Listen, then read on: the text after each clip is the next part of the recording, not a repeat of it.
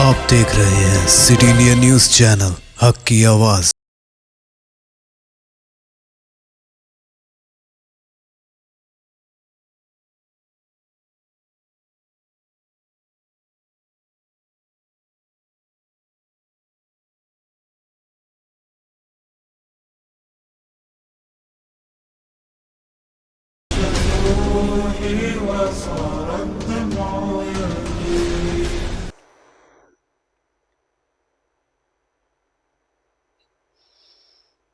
السلام علیکم ورحمۃ اللہ وبرکاتہ۔ ناظرین محترم، اللہ رب العزت کی ذات بے نیاز ہے، اس کا کلام بھی بے نیاز ہے، اس کے محبوب نبی محمد صلی اللہ تعالیٰ علیہ وسلم بھی بے نیاز ہے۔ قرآن مقدس اللہ کا کلام ہے، اس میں کسی قسم کی کوئی تبدیلی ممکن نہیں ہے کسی اعتبار سے، کیونکہ اللہ پاک نے قرآن مقدس کو اپنے نبی محمد رسول اللہ صلی اللہ تعالیٰ علیہ وسلم پر جو نازل فرمایا ہے یقیناً وہ حق ہے، اور قرآن مقدس میں 6666 آیات جو ہیں وہ سب حق ہیں۔ اس کے اندر کوئی آیت اسلام سے منہ پھیرنے یا اسلام میں تشدد پیدا کرنے کے لیے نہیں ہے۔ ناظرین محترم، چاہے زمانہ کوئی ہو، لوگ کوئی ہوں، مگر قرآن کا حکم تبدیل ہونے والا نہیں ہے۔ تو مقصد یہ کہ کہنے والے مراد نہیں ہیں، یا کوئی اور علماء، کوئی اور مشائخین، کوئی اور ایسی جماعت نہیں ہے جو اس طرح کے الفاظ کہے، بلکہ قرآن پاک کا خود کہنا ہے وَتَمَّتْ كَلِمَةُ رَبِّكَ صِدْقًا وَعَدْلًا لَا مُبَدِّلَ لِكَلِمَاتِ اللَّهِ لِكَلِمَاتِهِ إِنَّهُ هُوَ السَّمِيعُ الْعَلِيمُ، یعنی رب نے کلام کو مکمل فرمایا ہے صدق اور عدل کے ذریعے، سچائیت اور عدل و انصاف کے ذریعے۔ پھر دوسری جگہ قرآن مقدس فرماتا لا تبدیل لکلماتہ، یعنی اللہ کے کلام میں کوئی تبدیلی نہیں ہو سکتی۔ بس قرآن کو سمجھنے کی کوشش کرنا ہے ہمیں۔ ناظرین محترم، یہ کہنے کا مقصد یہی ہے نسلاً بعد نسل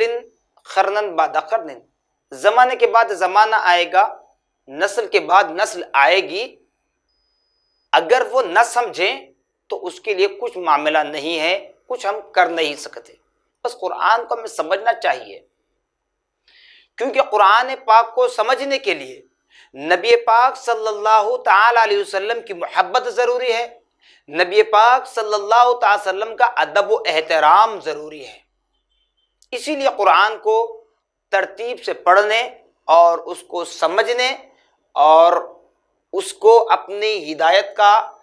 رہنما، آئیڈیل، ایک نمونہ بنانے کے لیے نبی پاک صلی اللہ تعالی علیہ وسلم کے جانشینوں نے، یعنی صحابہ اکرام کی جماعت نے قرآن پاک کو مدون کیا، جسے تدوین قرآن کہا جاتا ہے۔ حضرت ابوبکر صدیق رضی اللہ تعالیٰ عنہ، حضرت عمر فاروق رضی اللہ تعالیٰ عنہ، حضرت عثمان غنی رضی اللہ تعالیٰ عنہ، حضرت علی کرم اللہ وجہ رضی اللہ تعالیٰ عنہ، یہ نبی پاک صلی اللہ علیہ وسلم کے جانشین صحابہ ہیں جنہیں خلفائے راشدین کہا جاتا ہے۔ اور اس کے علاوہ کئی صحابہ موجود تھے۔ باضابطہ طور پر ایک تنظیم بنی، صحابہ مقرر ہوئے اور اعلان ہوا کہ قرآن کو مدون کیا جائے۔ تو اعلان یہ بھی تھا کہ قرآن پاک کی ایک آیت کم سے کم 2 صحابہ کے درمیان ہو تو انہی آیات کو قرآن میں جمع کیا جائے گا۔ اگر ایک آیت کسی ایک صحابی کے پاس ہے، دوسرے اور صحابی کے پاس نہیں، یعنی حافظ قرآن بھی نہیں ہے، یا پھر کسی صحابی کے پاس لکھا ہوا نہیں ہے، تو اس کو قرآن میں اندراج نہیں کیا جائے گا۔ یہ بات طے تھی۔ تو اسی اعتبار سے قرآن کی تدوین کا کام چلتا رہا خلیفہ اول حضرت ابوبکر صدیق رضی اللہ تعالی عنہ کے دور خلافت میں۔ حضرت ابوبکر صدیق رضی اللہ تعالیٰ عنہ کے وصال کا وقت آ گیا، قرآن مکمل مدون نہیں ہوا، تو جتنا قرآن مدون ہوا تھا، ترتیب دیا گیا تھا، وہ سارا قرآن حضرت عمر فاروق رضی اللہ تعالیٰ عنہ کے پاس پہنچایا گیا۔ پھر خلیفہ دوم امیر المومنین حضرت سیدنا عمر بن خطاب رضی اللہ تعالیٰ عنہ مسند رسول پر بیٹھے، پھر قرآن کا کام چلتا رہا۔ پھر آپ کی شہادت کا وقت آیا، وہ قرآن مکمل نہ ہوا، تو پھر وہ قرآن جتنا مکمل ہوا تھا حضرت عمر فاروق رضی اللہ عنہ کے دور خلافت میں جتنا کام ہوا تھا، وہ باقی سارا قرآن حضرت عثمان غنی رضی اللہ تعالی عنہ کے پاس پہنچایا گیا۔ پھر خلیفہ سوم امیر المومنین حضرت سیدنا عثمان غنی ذوالنورین رضی اللہ تعالی عنہ کے دور خلافت میں قرآن کی تدوین کا کام مکمل ہوا۔ تو اس میں حضرت علی کرم اللہ وجہ رضی اللہ تعالیٰ عنہ بھی ہیں، اور دیگر اجلہ صحابہ بھی اس ٹیم میں شامل تھے۔ تو قرآن پاک میں کوئی آیت، کوئی حرف ایسا نہیں ہے جو اسلام یہ اجازت دے کہ کسی غیر مومن کے ساتھ لڑائی جھگڑا کریں۔ ناظرین محترم، الحمدللہ ثم الحمدللہ، آج بھی وہ ہمارے غیر مسلم بھائی یہ کہتے ہیں کہ قرآن حق ہے، قرآن جو اسلام کی اہم کتاب ہے لڑائی جھگڑے کی دعوت نہیں دیتا، بلکہ قرآن اپنے اخلاق کے ذریعے، اپنے کردار کے ذریعے اسلام کی جانب راغب کرتا ہے، لیکن کسی پر تشدد نہیں کرتا۔ اب بعض ہیں جو اختلاف کرتے ہیں، جیسے جہاد کا جو لفظ قرآن میں جاہدو فی سبیل اللہ کئی جگہوں پر ہے، تو جہاد کا مقصد یہ لڑنا نہیں ہے۔ عربی گرامر کے اعتبار سے جب ٹرانسلیشن کرتے ہیں تو جہاد کا معنی لڑائی لیا جاتا ہے، تو وہ عربی ادب میں، لیکن قرآن کی زبان میں جو لفظ جہاد ہے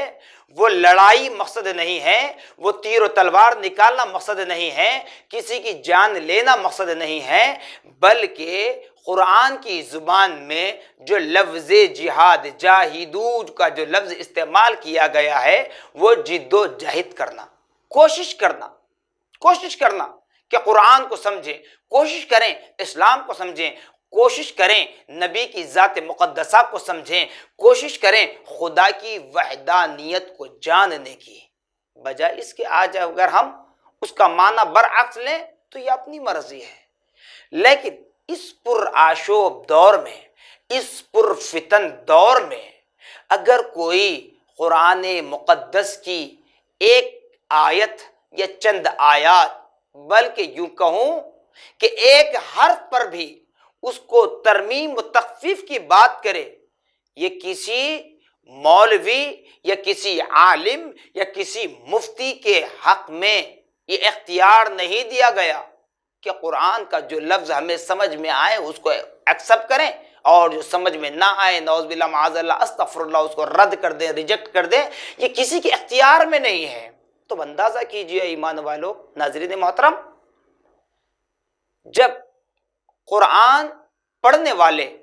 قرآن کا ترجمہ کرنے والے، قرآن کی تفسیر بیان کرنے والے، قرآن کی وضاحت کرنے والے، قرآن کی تشریح بیان کرنے والے مفسرین کو یہ رائٹس نہیں ہیں کہ وہ کسی حرف کو چینج کرے، یا اس جگہ سے اس جگہ پر یا اس جگہ سے اس جگہ پر کوئی حرف بٹھا دے۔ جب ان مفسرین کو یہ رائٹس حاصل نہیں ہیں تو پھر دنیا کے کسی شخص کو یہ اختیار نہیں ہے، یہ رائٹس نہیں ہے کہ قرآن میں کچھ تبدیلی کر سکے، کیونکہ قرآن اللہ کا لازوال کلام ہے جس کو کوئی زوال نہیں ہے۔ اور اللہ نے فرمایا، ناظرین محترم، گھبرانے کی کوئی ضرورت نہیں ہے اگر کوئی کچھ کہیں، چونکہ اللہ رب العالمین فرماتا ہے اِنَّا نَحْنُ نَزَّلْنَا الذِّكْرَ وَإِنَّا لَهُ لَحَافِظُونَ، یعنی اللہ رب العالمین نے توریت کو بھی نازل کیا، زبور کو بھی نازل کیا، انجیل کو بھی نازل کیا، اور بھی صحیفے ہیں، لیکن ان تمام آسمانی کتابوں میں مشہور و معروف قرآن مقدس ہے، معتبر کتاب، اس قرآن مقدس کے لیے خود اللہ رب العالمین فرما رہے ہیں کہ قرآن کو ہم نے نازل کیا ہے، اِنَّا نَحْنُ نَزَّلْنَا الذِّكْرَ، اس ذکر کو، وہ ذکر سے مراد قرآن مجید ہے، اس ذکر کو ہم نے نازل کیا ہے اور اس کی حفاظت کا ذمہ ہم لیتے ہیں۔ جب قادر مطلق خود خدائے رب العالمین قرآن کا محافظ ہے تو اس میں نہ کوئی چینج ہو سکتا ہے، نہ تبدیلی ہو سکتی ہے۔ تو لہٰذا C T India news channel کے ذریعے ناظرین کو ہم یہی کہنا چاہتے ہیں کہ زمانہ لاکھ کروٹ لے لے، زمانہ لاکھ کہہ دے، کسی کے پاس فیصلے کے لیے جائے لیکن قرآن پر کوئی فیصلہ نہیں کرے گا، اس بات کا ہمیں یقین ہے، کوئی فیصلہ نہیں کرے گا، چاہے وہ کسی قوم سے تعلق رکھنے والے کیوں نہ ہو، کیونکہ سب کے سب الحمدللہ قرآن مقدس پر ریسرچ کر چکے ہیں۔ اب تک بڑے بڑے سائنسدان سے پوچھئے کہ انہوں نے جن چیزوں کو ایجاد کیا قرآن سے ہی کچھ چیزیں حاصل کی ہیں انہوں نے، یہ خدا کی قدرت کا کرشمہ ہے۔ اب یہ بات اور ہے کہ اگر ہم نہیں سمجھ پا رہے ہیں ان چیزوں کو تو لہٰذا قرآن کا احترام کیجئے، قرآن کا ادب کیجئے۔ قرآن اسلام کا مصدر اول ہے، قرآن اسلام کا مصدر اول ہے، نص اول ہے۔ اس کے انکار کرنا، قرآن کا انکار کرنا، گویا قرآن کے کچھ الفاظ کا انکار کرنا، یہ کیفر کردار تک پہنچا دیتا ہے۔ بلکہ ہم یہ بھی نہیں کر سکتے کہ زیر کو زبر، زبر کو زیر بھی ہم نہیں کر سکتے، یہ ہمارے اختیار میں نہیں ہے۔ لیکن اس بات کو بھی اچھی طرح ذہن میں بٹھا لیں، اگر کوئی یہ کہہ دے جیسے امیر المومنین خلیفہ اول حضرت سیدنا ابو بکر صدیق رضی اللہ تعالی عنہ، امیر المومنین خلیفہ دوم حضرت عمر بن خطاب رضی اللہ تعالی عنہ، امیر المومنین خلیفہ سوم حضرت عثمان غنی رضی اللہ تعالی عنہ، یہاں قرآن مکمل ہوا۔ اگر کہنے والے یہ کہیں کہ ان تین اصحاب کے درمیان قرآن کو مدون کیا گیا تو یہاں کچھ چیزیں ایسی اس کے اندر ڈالی گئیں، لیکن یاد رکھیں صحابہ، نبی کے صحابہ سچے اور امانت دار ہوا کرتے ہیں، اور اللہ نے ان کو اپنا انعام یافتگان بندوں میں منتخب فرمایا، چن لیا ہے، وہ اللہ کے معتبر بندے ہیں، وہ کوئی تحریف کا کام نہیں کرتے، کوئی ترمیم کا کام نہیں کرتے، کوئی تخفیف کا کام نہیں کرتے، کوئی حرف آنے کی بات نہیں کرتے، بلکہ اللہ اور اس کے رسول کی منشا و مرضی کے مطابق قرآن کو مدون کیا گیا ہے، اور تمام صحابہ کا اس پر اتفاق ہے۔ الحمدللہ 1400 برس پہلے اس قرآن پاک کا نزول ہوا، آج تک یہ قرآن کا حکم چل رہا ہے، کل بھی چلے گا، میدان محشر تک کا سورج طلوع ہونے تک چلے گا، بلکہ میدان محشر میں بھی اسی قرآن کا حکم چلے گا، کیونکہ اللہ کا فرمان ہے کہ اب کوئی آسمان سے کوئی صحیفہ، کوئی کتاب آنے والی نہیں ہے۔ تو اللہ نے ایک توفیق دے ہمیں کہ آج تک ہم بزرگان دین کی باتوں پر اعتراض کرتے تھے، حد تو یہ ہوئی کہ نبی پاک صلی اللہ تعالی وسلم کی اقوال پر، افعال پر جو حدیث کی شکل میں ہے اس پر ہم اعتراض کرتے آ رہے تھے، اب قرآن پر بھی اگر اعتراض کرو تو پھر اپنے کیفر کردار تک پہنچ جاؤ گے۔ اور ایک بات یاد رکھ لیں ناظرین محترم،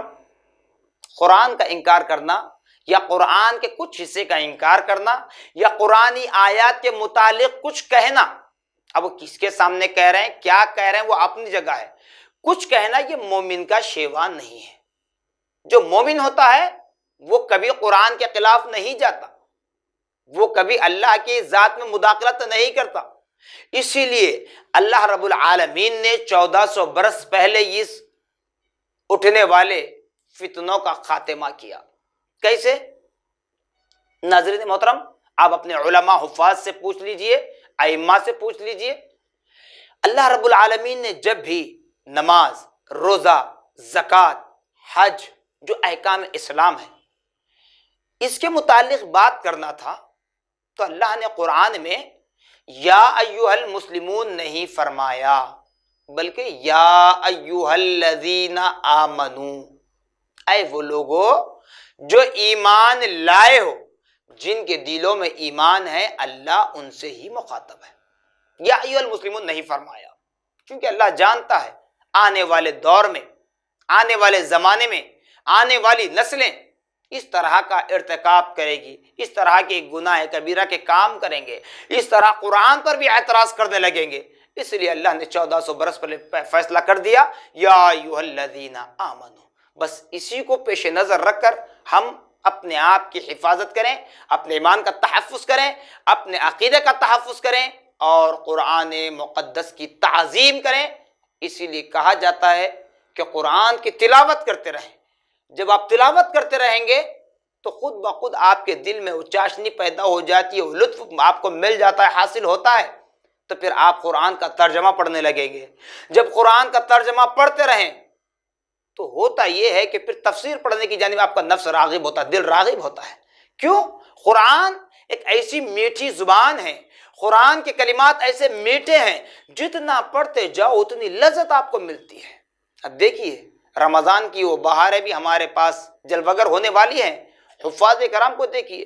دن رات قرآن پڑھا کرتے ہیں۔ افطار کا وقت ہوتا ہے قرآن پڑھتے ہیں، سحر کا وقت ہوتا ہے قرآن پڑھتے ہیں، آرام کا وقت ہوتا ہے قرآن پڑھتے ہیں، دن کا وقت ہوتا ہے تب بھی قرآن پڑھتے ہیں۔ کیوں؟ وہ قرآن پڑھتے پڑھتے اتنا مگن ہو جاتے ہیں کہ انہیں وہ مزہ حاصل ہو جاتا ہے، وہ لطف حاصل ہو جاتا ہے، وہ مٹھاس حاصل ہو جاتی ہے، اس لیے وہ قرآن سے دور رہنا پسند نہیں کرتے۔ تو اس لیے ناظرین، ہمیں چاہیے کہ قرآن پاک کی تعظیم و تکریم کریں، چاہے کہنے والے کوئی ہوں، اعتراض کرنے والے کوئی ہوں، ہمیں کسی سے کوئی لینا دینا نہیں ہے۔ قرآن تھا، قرآن ہے، قرآن ہی رہے گا، اور اس کے اندر چند آیتیں یا ایک آیت نہیں بلکہ زبر، زیر، پیش، جزم بھی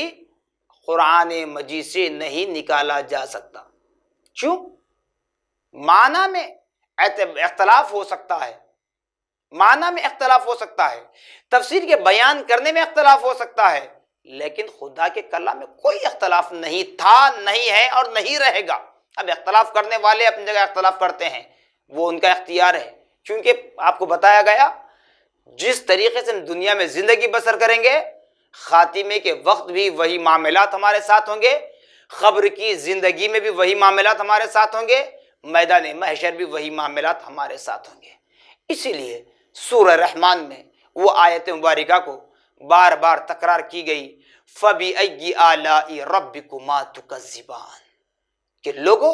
تم رب کی کن کن نعمتوں کو جھٹلاؤ گے۔ قرآن کو سمجھنے کے لیے تمہارے پاس نبی آئے، سمجھانے کے لیے۔ نبی پر جب اللہ نے نبوت کا دروازہ بند کر دیا تو صحابہ آئے، اہل بیت آئے، تابعین آئے، تبع تابعین آئے، مفسرین آئے، محدثین آئے، فقہاء آئے، ائمہ مجتہدین آئے۔ پھر سلسلے طریقت کے اعتبار سے دیکھیں تو سلسلہ قادریہ، سلسلہ چشتیہ، سلسلہ نقشبندیہ، سلسلہ سہروردیہ کی تعلیمات ہیں۔ پھر علماء اعظام کے آپ کے درمیان جلوہ گر کیا گیا، تو لہٰذا ہمیں چاہیے کہ ان کے سامنے زانو ادب طے کریں اور قرآن کو سمجھنے کی کوشش کریں، اٹھنے والے فتنوں کا خاتمہ کریں۔ جزاکم اللہ خیرا جزا، وآخر دعوانا الحمدللہ رب العالمین، والسلام علیکم رحمۃ اللہ وبرکاتہ۔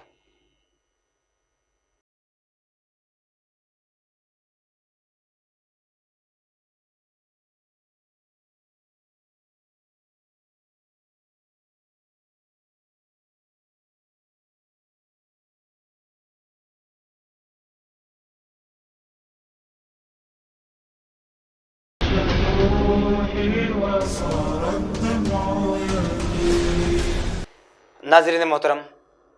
City India news T V channel کے ذریعے یہ پیغام دیا جا رہا ہے کہ قرآن اللہ کا کلام ہے، اللہ سے جدا نہیں ہے۔ جس طرح اللہ رب العزت بے نیاز ہے، اسی طرح قرآن بے نیاز ہے، اور جس طرح رب تبارک و تعالیٰ بے نیاز ہے، اسی طرح نبی پاک صلی اللہ علیہ وسلم بھی بے نیاز ہے۔ قرآن مکمل یا جز یا آدھا پاؤ، بلکہ ایک آیت یا ایک آیت کا کچھ حصہ، کوئی شر پھیلانے والا نہیں ہے۔ اس کو اچھی طرح اپنے ذہن نشین کر لیں۔ قرآن شر پھیلانے کے لیے نہیں آیا، قرآن تمہیں ایک جہتی بتلانے کے لیے، متحد کرنے کے لیے، طاقتور بنانے کے لیے، دنیا سے باخبر کرنے کے لیے، خدا کا قرب دلانے کے لیے آیا ہے۔ قرآن کو تدوین کیا گیا ہے، اس کو سمجھیے ناظرین محترم، قرآن کو تدوین کیا گیا ہے تو صحابہ اکرام کی جماعت نے مل کر تدوین کیا، مدون کیا۔ اگرچہ کہ بتایا جاتا ہے کہ حضرت ابوبکر صدیق رضی اللہ تعالیٰ عنہ، حضرت عمر فاروق رضی اللہ تعالیٰ عنہ، حضرت عثمان غنی رضی اللہ تعالیٰ عنہ نے مل کر قرآن کو ایک جگہ کیا تو ضرور انہوں نے کیا ہے، لیکن تمام صحابہ کی جماعت موجود تھی، وہاں پر شرائط مقرر کیے گئے تھے، ان شرائط کی بنیاد پر قرآن کا کام چلتا رہا۔ تو ایک بیٹھک میں، ایک دن میں، ایک مہینے میں، ایک سال میں نہیں، بلکہ آپ امیر المومنین خلیفہ اول حضرت سیدنا ابوبکر صدیق رضی اللہ تعالیٰ عنہ کے دور خلافت کی مدت، پھر امیر المومنین خلیفہ دوم حضرت عمر بن خطاب رضی اللہ تعالیٰ عنہ کی دور خلافت کی مدت، پھر امیر المومنین خلیفہ سوم حضرت عثمان غنی رضی اللہ تعالیٰ عنہ کی دور خلافت کی مدت، ان تینوں مدتوں کو اکٹھا کر لیں، ایک جگہ جمع کر لیں، تو اتنے سالوں میں قرآن کا تدوین کا کام چلتا رہا، اتنے سالوں تک۔ تو اس کا مطلب یہ نہیں کہ ان تینوں حضرات نے، ان تینوں خلفاء نے، ان تینوں خلفائے ثلاثہ نے اپنے حساب کی آیتوں کو قرآن میں جمع کیا، یہ بالکل غلط بات ہے، جس کے اندر مولا کائنات علی شیر خدا رضی اللہ تعالیٰ عنہ بھی شامل ہیں، عشرہ مبشرہ کے اور 6 صحابہ بھی شامل ہیں، اور دیگر صحابہ بھی اس کے اندر شامل ہیں، صحابہ اجلہ صحابہ جو کہا جاتے ہیں، اکابر، تمام صحابہ اس کے اندر موجود تھے۔ سبھوں نے رائے مشورے کے طور پر اس کو اختیار کیا، اور یہ سب سے بڑی شرط یہ رکھی گئی تھی کہ بعض صحابہ اس قرآن پاک کو یاد کر لیے۔ کیسے؟ جب موقع ہوتا، وقت ہوتا، ضرورت پیش آتی، تو اللہ رب العالمین اپنے نبی پاک محمد الرسول اللہ صلی اللہ علیہ وسلم کے پاس سردار الملائکہ حضرت جبرائیل علیہ السلام کے ذریعے قرآن پاک کے ان آیات کو بھجواتا۔ جبرائیل نبی کے سامنے پڑھتے، نبی اپنے صحابہ کے سامنے پڑھا کرتے،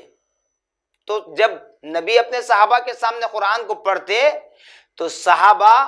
اس نبی کی نبوت والی زبان سے اللہ کے کلام کو سن کر اپنے سینے میں محفوظ کر لیتے، بعض صحابہ اس کو لکھ لیتے، کاغذ مل گیا کاغذ پر لکھ لیے، درخت کا پتا مل گیا اس پر لکھ لیے، ہڈی مل گئی اس پر لکھ لیے، بلکہ جو چیز میسر ہو جاتی اس پر لکھ لیتے۔ تو جب قرآن کی تدوین کا کام ہو رہا تھا تو یہ شرط رکھی گئی کہ ایک آیت کم سے کم 2 صحابہ کے درمیان ہو تو اسی کو درج کیا جائے گا۔ تو پھر معلوم ہوا ناظرین محترم کہ ابو بکر، عمر، عثمان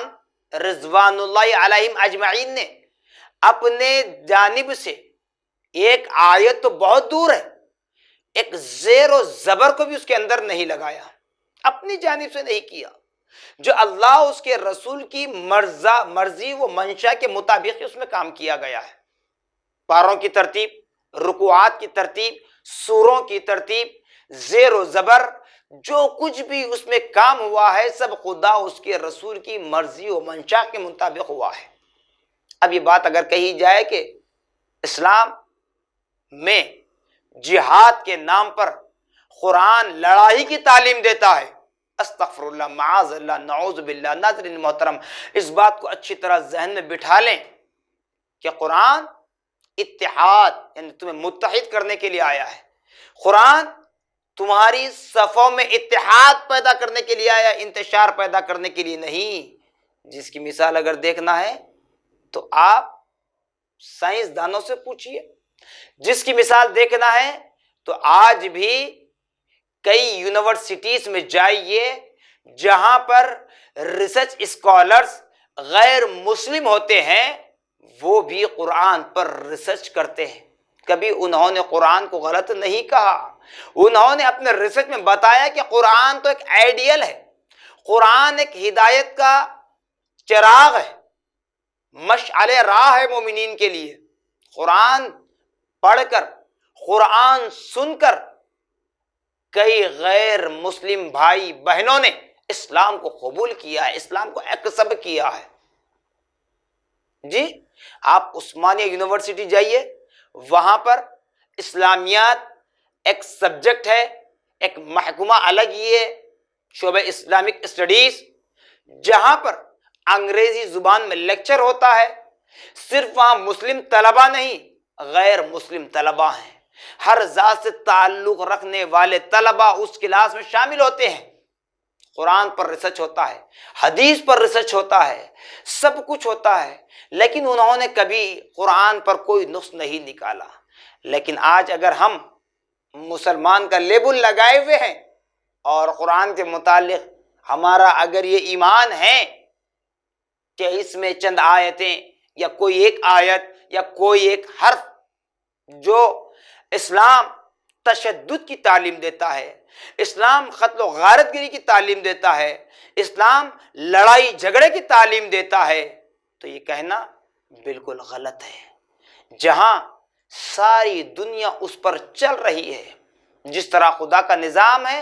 اسی طرح قرآن کا وہی نظام ہے، کیونکہ قرآن خدا کا کلام ہے۔ قرآن ہدی للمتقین ہے، یعنی متقی پرہیزگاروں کے لیے ہدایت ہے۔ قرآن ہدی للناس ہے، قرآن لوگوں کے لیے ایک ہدایت ہے۔ اسی لیے کہا جاتا ہے ناظرین محترم سورہ انبیاء کی آیت میں فَاسْأَلُوا أَهْلَ الذِّكْرِ إِن كُنتُمْ لَا تَعْلَمُونَ، کہ لوگوں اگر تم کوئی بات نہیں جانتے تو جاننے والوں سے پوچھو تو معلوم ہوگا قرآن کیا ہے۔ ابھی اس پرآشوب دور میں، اس پرفتن دور میں، جہاں قرآن کے اعتبار سے قرآن کو لے کر قرآن کے کسی حصے پر، قرآن کی کسی آیت پر اگر اعتراض اگر کوئی کرے تو انہیں چاہیے کہ اہل علم کے سامنے زانوئے ادب طے کریں اور اس کو سمجھنے کی کوشش کریں۔ اس کے بعد بھی اگر نہ سمجھیں تو 30ویں پارے میں بتلا جاتا ہے لکم دینکم ولی دین، کہ تمہارا دین تمہارے ساتھ، میرا دین میرے ساتھ۔ مطلب یہ ہے کہ قرآن کہہ رہا ہے کہ اے ایمان والو، میں خدا کا کلام ہوں، نبی محمد الرسول اللہ صلی اللہ علیہ وسلم پر نازل ہوا ہوں، تمہارے لیے ہدایت کا رہنما بن کر آیا ہوں، تمہاری زندگیوں میں سدھار پیدا کرنے کے لیے آیا ہوں، تمہاری زندگیوں کو متقی پرہیزگار بنانے کے لیے آیا ہوں، تمہیں راہ راست پر چلانے کے لیے آیا ہوں۔ اب تم پڑھو یا نہ پڑھو، سنو یا نہ سنو، سمجھو یا نہ سمجھو، تعظیم کرو یا نہ کرو، یہ تمہاری مرضی ہے۔ کیوں کہ کل قبر میں تمہیں ہی جواب دینا ہوگا، کل میدان محشر میں تمہیں ہی جواب دینا ہوگا۔ آج ہم یہاں جھٹلائیں گے ہر کسی کو، لیکن میدان محشر میں کوئی نہیں جھٹلا سکتا، کسی اعتبار سے کوئی کسی کو نہیں جھٹلا سکتا۔ فرشتہ پوچھے گا فَبِأَيِّ آلَاءِ رَبِّكُمَا تُكَذِّبَانِ، بتاؤ اب رب کی کن کن نعمتوں کو جھٹلاؤ گے؟ دنیا میں تو جھٹلاتے کفن پوش ہو گئے، قبر کی آنچل میں آ گئے، اب میدان محشر برپا ہے، یہاں اعمال کی گھٹیری کھولی جا رہی ہے، یہاں میزان لگایا گیا ہے، یہاں تمہارے سارے اعمال تولے جائیں گے۔ اب اس ناپ تول کے درمیان تم بتاؤ رب کی کن کن نعمتوں کو جھٹلاؤ گے؟ قرآن سیکھنے کے لیے، سمجھانے کے لیے نبی پاک کو اللہ نے تمہارے درمیان جلوہ گر کیا، نبی کی آل کو تمہارے درمیان جلوہ گر کیا، نبی کے اصحاب کو تمہارے درمیان جلوہ گر کیا، نبی کے عاشقوں کو تمہارے درمیان جلوہ گر کیا، نبی کے علم کے وارثوں کو، نبی کی وراثت کو علماء مشائقین میں جب بانٹا گیا تو ان کو تمہارے درمیان جلوہ گر کیا گیا، تو پھر اب بھی تم نے قرآن کو نہیں سمجھا تو اب رب کی کن کن نعمتوں کو جھٹلاؤ گے؟ یہاں کیسے جھٹلا پاؤ گے؟ تو خدا را اللہ اس کے رسول کا واسطہ، ناظرین محترم ہمیں چاہیے کہ جتنا ہو سکے قرآن پاک کی تلاوت کریں، اس کو سمجھیں، یہی اس کی حفاظت ہے۔ ارے حفاظت ہم کچھ نہیں کر سکتے، ہم کچھ نہیں کر پائیں گے قرآن کی حفاظت کے لیے، لیکن اللہ پاک نے تو وعدہ کیا ہے، وہ اپنے وعدے سے منہ پھیرنے والا نہیں ہے، اور اللہ رب العالمین جانتا ہے کہ قرآن کو کس نے سمجھا، کس نے نہیں سمجھا، کس نے سمجھ کر اس کی حق بیانی کی، کس نے نہ سمجھ کر نادانی میں کچھ الفاظ کہہ دیے جو لوگوں کے اندر ایک تشویش ہو رہی ہے۔ تو بہرحال ناظرین محترم، قرآن حق تھا، حق ہے، حق رہے گا۔ 6666 آیات مکمل حق پر مبنی ہے، اس کے اندر کوئی بھی تشدد والی آیت نہیں ہے، بس اس کو پڑھیں، سمجھیں۔ اور الحمدللہ ثم الحمدللہ بڑے مسرت کے ساتھ یہ بات کہی جائے گی سٹی انڈیا نیوز چینل کے ذریعے آپ سے کہ قرآن آج سے 20 سال پہلے تک صرف عربی اردو میں تھا۔ الحمدللہ اللہ رب العالمین نے اپنے بندوں میں ایسے ایسے بندوں کو منتخب فرمایا کہ انہوں نے قرآن پاک کے تراجم کو، اس کے ترجمے کو، اس کی تشریحات کو ہندی زبان میں لایا گیا ہے، مراٹھی زبان میں لایا گیا ہے، کنڑ زبان میں لایا گیا ہے، انگریزی زبان میں لایا گیا ہے، فرانسیسی زبان میں لایا گیا ہے، غرض کے دنیا کی کئی ایک زبانوں میں اس قرآن کو شائع کیا گیا۔ الحمدللہ ناظرین محترم، صرف اہل ایمان ہی نہیں، غیر مومن بھی آج اس کو پڑھا کرتے ہیں، ریسرچ کرتے ہیں، اگرچہ کہ وہ ایمان والے نہیں ہیں لیکن ریسرچ کرتے ہیں کہ اس کی حقیقت کیا ہے، جانتے ہیں کہ مومن رمضان میں قرآن اس طرح کیوں کثرت سے پڑھا کرتا ہے، اس کو جانتے جانتے جب وہ ریسرچ کرتے ہیں تو اس نتیجے پر پہنچتے ہیں کہ قرآن پڑھنے سے انہیں لذت ملتی ہے جس طرح دیگر مذاہب کی کتابیں ہیں۔ تو اس لیے قرآن اسلام کی حقانیت بیان کرتا ہے۔ تو ناظرین محترم، بہرحال قرآن کی تعظیم و تکریم کریں، اس پر کوئی اختلاف نہ تھا، نہ ہے، نہ قیامت تک رہے گا۔ ان کو اللہ تبارک و تعالیٰ نیک توفیق دے کہ وہ قرآن کو سمجھنے کی صلاحیت ان کے اندر پیدا ہو جائے۔ جزاکم اللہ خیرا جزا۔